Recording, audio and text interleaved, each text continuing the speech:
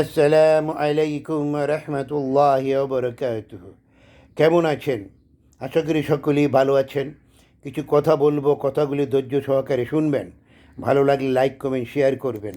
এই কথাগুলি আমার না, এই কথাগুলি বলেছেন পৃথিবীর শ্রেষ্ঠ মানুষ, পৃথিবীর শ্রেষ্ঠ মানুষ, সকল নবীদের নবী হযরত মুহাম্মদ সাল্লাল্লাহু আলাইহি সাল্লাম।